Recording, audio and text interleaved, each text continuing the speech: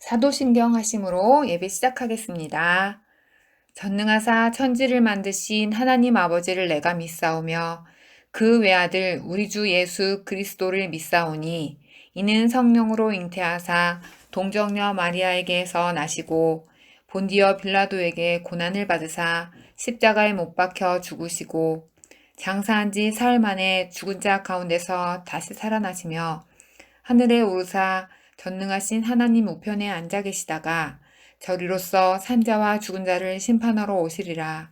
성령을 믿사오며 거룩한 공회와 성도가 서로 교통하는 것과 죄를 사하여 주시는 것과 몸이 다시 사는 것과 영원히 사는 것을 믿사옵나이다. 아멘.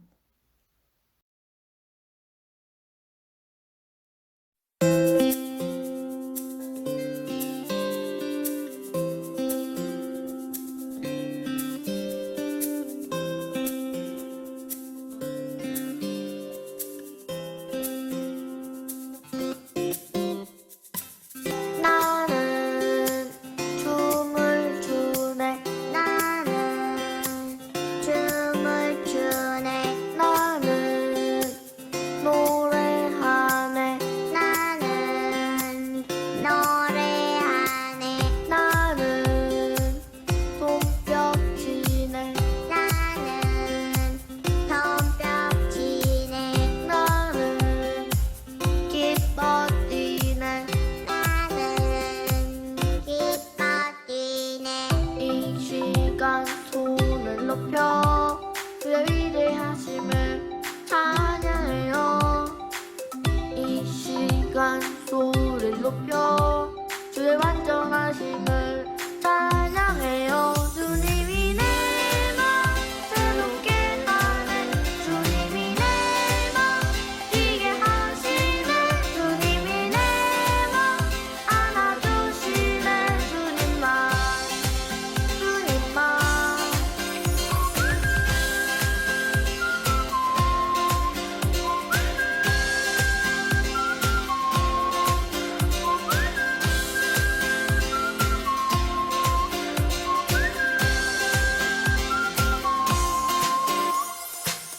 나는 춤을 추네 나는 춤을 추네 나는 노래하네 나는 노래하네 이 시간 소리 높여 제 위대하심을 찬양해요.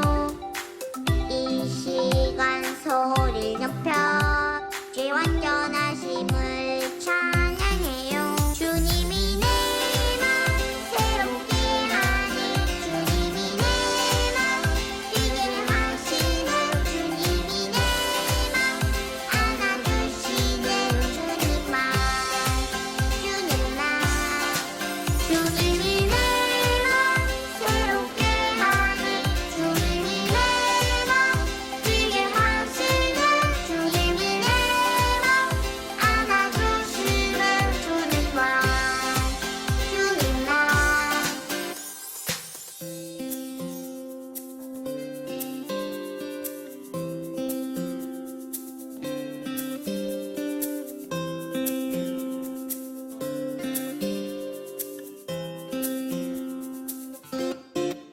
주님이 내 맘 새롭게 하네 주님이 내 맘 뛰게 하시네 주님이 내 맘 안아주시네 주님만 주님만 주님이 내 맘 새롭게 하네 주님이 내 맘 뛰게 하시네 주님이 내 맘 안아주시네 주님만 주님만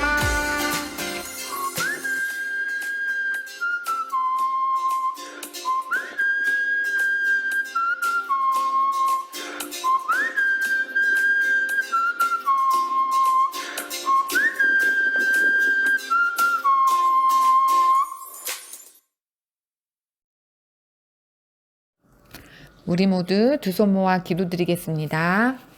사랑과 은혜가 많으신 하나님 아버지 참 감사합니다. 지난 한 주간도 저희들을 안전하게 지켜주시고 항상 함께 해주심 또한 감사드립니다. 저희들 이 시간 지난 일주일을 돌아보며 잘못한 일은 없는지, 얼마나 하나님 말씀대로 살았는지 생각하게 하시고 저희들이 지은 죄가 있다면 다 용서하여 주세요. 저희들이 언제 어디서나 주님의 말씀을 잊지 않고 그 말씀에 순종하며 살아가게 해주시고 예수님의 성품을 닮아가기 위해 노력하게 해주세요. 그래서 예수님을 믿지 않는 다른 사람들과 구별되는 삶을 통해 하나님을 기쁘게 하게 하옵소서. 사랑의 하나님, 우리 어린이부 친구들이 학교에서도 서로 배려하고 이해하며 좋은 교우 관계를 유지하게 해주시고 큰 지혜를 주셔서 어디서든 주님의 영광을 드러나게 해주세요. 또 우리 친구들이 성장하는 가운데 항상 주님의 도우심으로 건강하고 슬기롭게 자라게 해주세요. 아침에 눈 뜰 때부터 잠자리에 들 때까지 항상 기도가 떠나지 않게 해주시고 항상 감사가 떠나지 않게 해주세요. 오늘 말씀 주시는 전도사님께도 지혜와 능력을 주시고 그 말씀을 듣는 저희들 모두 딴짓하지 않고 말씀에 귀 기울여 큰 은혜의 시간 되게 해주세요. 예배 마치는 시간까지 함께 하실 줄 믿고 예수님의 이름으로 기도드립니다. 아멘. 네, 오늘의 본문 말씀은 고린도전서 15장 20절에서 22절이에요. 고린도전서 15장 20절부터 22절이에요. 그러나 이제 그리스도께서 죽은 자 가운데서 다시 살아나사 잠자는 자들의 첫 열매가 되셨도다. 사망이 한 사람으로 말미암았으니 죽은 자의 부활도 한 사람으로 말미암는도다. 아담 안에서 모든 사람이 죽은 것 같이 그리스도 안에서 모든 사람이 삶을 얻으리라. 아멘. 오늘의 말씀은 승리하신 예수님이라는 내용으로 말을 전하고자 해요. 안녕하세요, 어린이 친구들. 오늘이 무슨 날인지 아시는 분 있을까요? 네, 맞아요. 오늘은 부활절이에요. 부활절은 교회에서 굉장히 의미 있는 날이에요. 그럼 부활절에 어떤 일이 일어났길래 굉장히 의미가 있을까요? 네, 바로 예수님이 죽으시고 다시 살아나셨어요. 오늘 예수님의 부활하심을 기뻐하며 이번 한 주도 복된 시간을 보내시기 바랄게요. 그럼 설교 시작할게요. 어린이 친구들, 아마 교회에 다녔거나 심지어 다니지 않았더라도 부활절에 대해, 부활에 대해서는 한 번쯤은 들어보셨을 거예요. 그만큼 예수님의 부활은 기독교의 완성이라고 해도 될 만큼 의미 있는 날이에요. 만약에 예수님이 부활하지 않으셨다면 기껏해야 자기가 하나님의 아들이라고 주장하던 어떤 사람의 죽음, 아니면 선지자의 죽음이라고 볼 수밖에 없어요. 하지만 예수님은 살아나셨어요. 당시에 예수님이 돌아가시고 아리 마대의 요셉이 죽으신 예수님을 깨끗한 세마포에 싸서 무덤에 장사 지냈어요. 그런데 대제사장들은 예수님이 부활하신다는 소문을 듣고 경비병들에게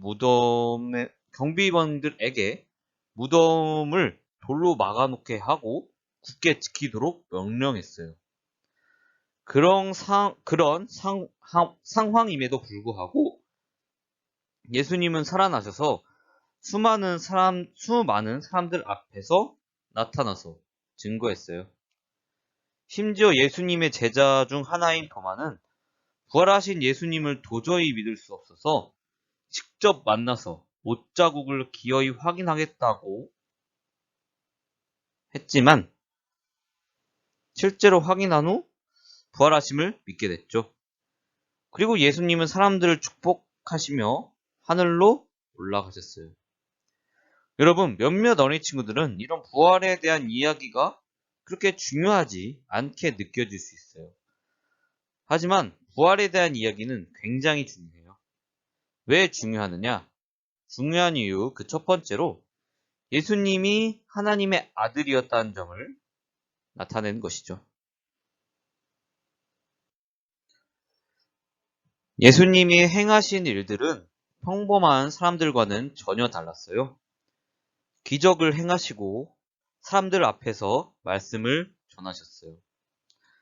하지만 그런 사람들은 구약의 선지자들 가운데서도 많았어요. 선지자들은 하나님의 이야기, 예언의 이야기, 경고의 이야기들을 많이 전했어요. 문제는 그게 전부였다는 것이죠. 하지만 예수님은 가시밭길을 자초해서 그 가시밭길을 걸어가며 십자가에 매달려 돌아가셨어요. 그리고 부활하심으로 사람이 아닌 하나님의 아들이심을 증거했던 것이에요. 두 번째로 하나님의 아들이신 예수님이 십자가에 돌아가심으로 사망 가운데 놓여 있을 수밖에 없던 사람이 구원과 소망을 얻을 수 있게 됐다는 점이죠. 어린 친구들, 창세기 아담과 이브의 이야기를 아세요? 네, 어린 친구들도 한 번쯤은 들어봤을 거예요. 성경에 보면 아담과 이브는 하나님의 명령을 듣지 않고 선악과를 따서 죄를 지었어요. 그때부터 사람은 죄를 지을 수밖에 없는 상태에 놓이게 됐다고 나와 있는데, 하지만 오늘 하나님의 아들인 예수님이 십자가에 매달려 돌아가심으로 인해 소망과 구원을 얻을 수 있게 된 것이죠. 죄사함도 받고요. 오늘 본문인 고린도전서 15장 22절을 읽어볼까요? 아담 안에서 모든 사람이 죽은 것 같이 그리스도 안에서 모든 사람이 삶을 얻으리라. 이 말씀은 창세기로부터 시작된 죄의 시작을 예수님이 해결하셨다고 오늘 본문은 말하고 있는 것이죠. 오늘 본문 말씀처럼 예수님이 부활하심으로 구원의 시작은 열렸다고 볼 수 있는 것이죠.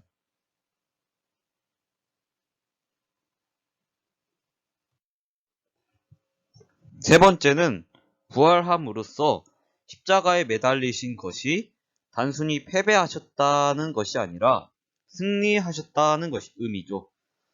여러분, 예수님의 목적은 죽으심으로써 사람을 구원하고 승리하셨어요. 그 증거는 지금까지 예수님의 이야기가 살아남았다는 것이 그 증거죠. 사실 언뜻 보면 예수님은 그저 무력하게 돌아가셨다는 이미지가 있을 수 있어요. 하지만 예수님은 무력하지 않았어요. 다만 목적을 달성하시기 위해 죽음이라는 고난이 필요했던 거예요. 그리고 그 선한 마음을 죽을 때까지 간직하고 계셨어요. 그 모진 고통과 조롱을 받으시면서 말이죠. 그 고통과 조롱을 받으면서도 선한 마음을 간직했고 부활하심으로 승리하심을 알리셨던 것이라고 생각해요. 지금 시대의 사람들의 모습은 어떨까요? 사람들은 교회를 그저 편한 대로 다니고 편한 대로만 예수님을 믿고 있어요. 심지어 교회를 싫어하고 사람들도 적지 않죠. 하지만 적어도 예수님의 모습과 본질만큼은 가볍게 보면 안 된다고 생각해요. 예수님이 보여주셨던 선하심과 희생의 모습을 말이죠. 선하게 살아오신 예수님의 모습도 본받을만 하지만 예수님이 부활하셨기 때문에 우리는 예수님을 하나님과 동등한 위치로 보고 믿고 있는 것이죠. 어린 친구들, 종교라는 것은 사람의 모습과 그 당연한 욕망을 뛰어넘는 더 높은 차원의 모습을 추구하고 바라는 모습이에요. 예수님 또한 모든 시험과 욕망을 이기시고 더 높은 차원의 목적을 위해서 기꺼이 목숨을 버리시고 부활하셨죠. 사람들을 구원하고 승리하시기 위해서요. 그리고 그 방법은 오로지 선하심과 희생으로 이뤄내셨죠. 그 선하심과 희생, 그리고 부활하심으로 승리를 나타내신 예수님의 이야기는 교회에서 중요할 수밖에 없죠. 어린이 친구들, 사람들의 모습은 부족한 부분도 이기적인 부분도 굉장히 많아요. 하지만 부족한 모습이라도 예수님처럼 선하심으로 승리하신 모습을 따라가야 해요. 그리스도인뿐만 아니라 모든 사람이 말이죠. 이 승리라는 것은 단순히 잘 살고 잘 먹고 떵떵거리면서 산 게 아니에요. 적어도 기독교에서는 말이죠. 어린이 친구들이 생각하는 승리가 그런 것이라면 교회는 여러분들에게 큰 의미가 없을 수도 있을 거예요. 선하심과 희생의 모습으로 예수님을 따라가야 하는 것이죠. 그렇다고 어린 친구들이 당장 예수님처럼 살라는 이야기는 아니에요. 적어도 예수님의 이야기가, 성경의 이야기가 여러분들에게 감명을 주고 간직하기만 해도 절반은 성공한 거예요. 앞으로 어린 친구들이 무엇을 하든지 말이죠. 어린 친구들, 앞으로 부활하신 예수님의 이야기를 간직하며 여러분들에게 감명을 주는, 그리고 그것을 뛰어넘어 사람들에게 예수님의 모습을 보여주는 멋지고 성숙한 친구들이 되기를 간절히 기도할게요.